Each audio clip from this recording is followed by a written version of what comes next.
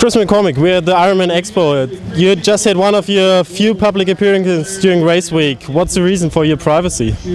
I just like to focus on the job I got at hand. I tend to avoid the press conference. There's nothing left to be said. I've said everything. All the people I've needed to talk to, it's been done. And now these last few days is about focusing on the big goal at hand, which is winning here again in Kona. Well, you're speaking of Kona. You're more or less a local here in Kona. You've just did your training with Timo Bracht, Bosoni here in Kona. Why did you choose to go to Kona? Is it because you love the Hawaiian lifestyle, or is it because you want to adapt to the heat conditions?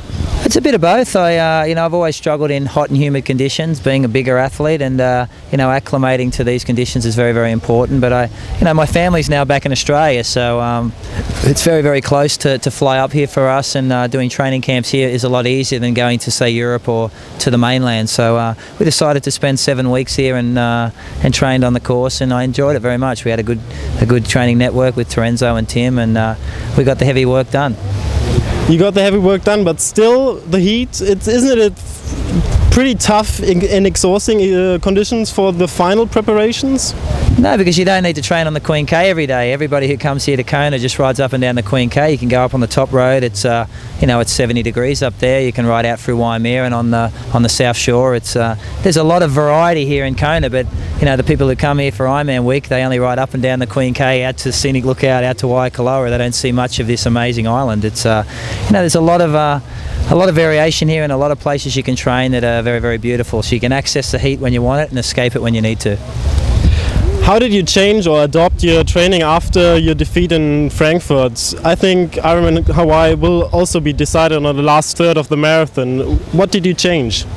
I didn't change anything. I think Frankfurt, I had a bad swim. If you put my swim back to where it normally is, the result would have been the same as the year prior. I got out of the water 3 minutes down on what I usually get out with. I got stuck with a group of slower swimmers, and I ultimately rode with the winner of the event. I think the water in Frankfurt was too hot for a wetsuit, but that's not my call. And this is a different race. I think my run's very, very good. My bike, as you saw in Frankfurt, was solid to hold onto that front group on my own. And I think Kona's a very special beast, and a beast that I think I'll be very, very successful at in 2009.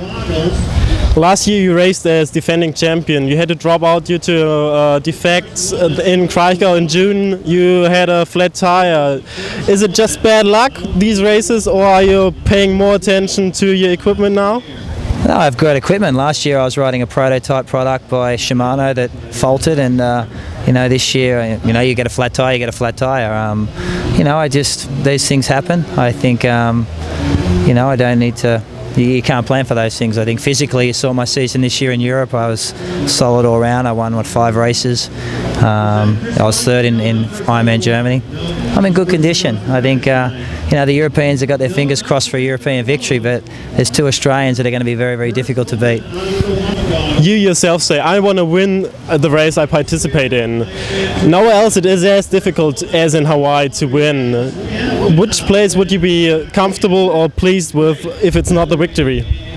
Well, second is the next best from first. Kona's difficult for many different reasons. It's not a difficult race. It depends on the physiology of the athlete. I think probably the greatest German triathlete of all time is Jürgen Zach, but he never won here in Kona.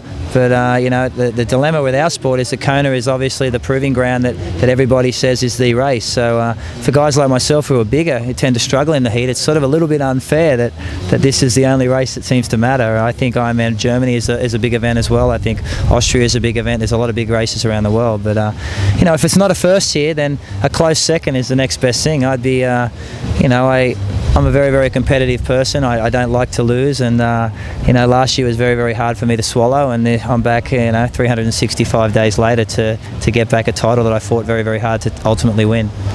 And as final question, who would you like to duel on the last 10 kilometers of running?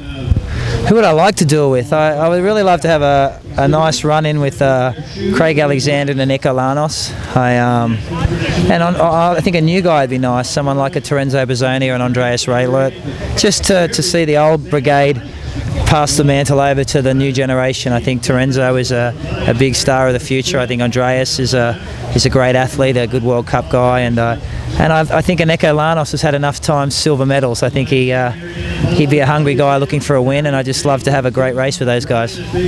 Well, we wish you a great race on Saturday. Thank you very much, and yeah, well, all the best for Saturday. Thanks a lot. Thank you. Cheers.